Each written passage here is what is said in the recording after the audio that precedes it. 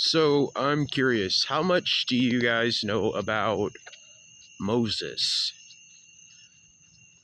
I've been having weird synchronicities with the whole Moses story, and I've also been reading a lot about Moses outside of, you know, what we traditionally know or have been told.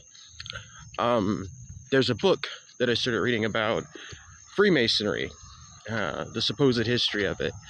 And there was an individual named Martin Delaney who believed that Freemasonry as a whole actually came from knowledge that Moses passed on to Solomon.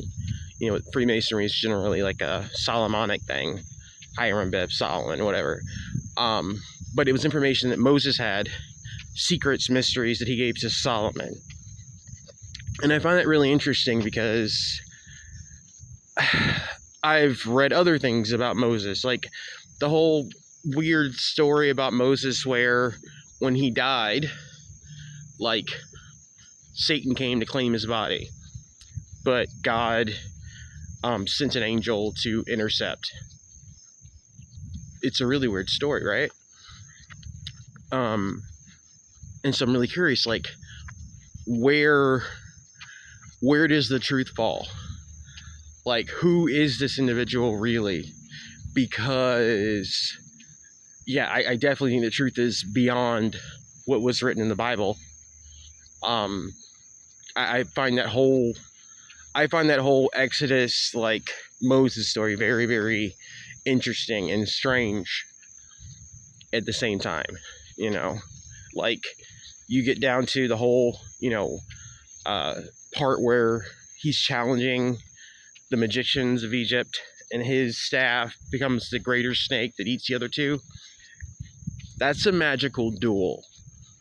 I don't care what anybody says. Like, in my opinion, humbly, I just feel like there were other ways that could have been displayed. Well, that was described as, that was a magical duel.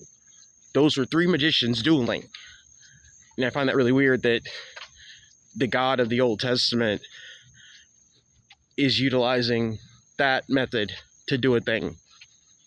I don't care if Moses' snake, was bigger and he was able to, that's really weird. That's magic. Straight up.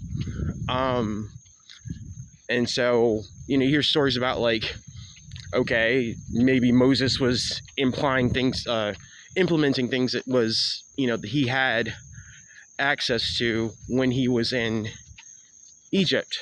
He was in the upper echelon of society. He had, means to know stuff. He would have been, there are lots of weird cults and mystery schools and all that stuff in Egypt. Why wouldn't he have gotten involved in that? Just saying.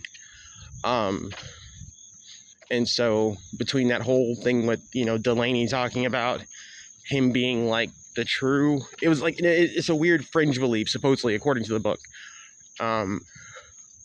But he believed that, it basically originated with Moses.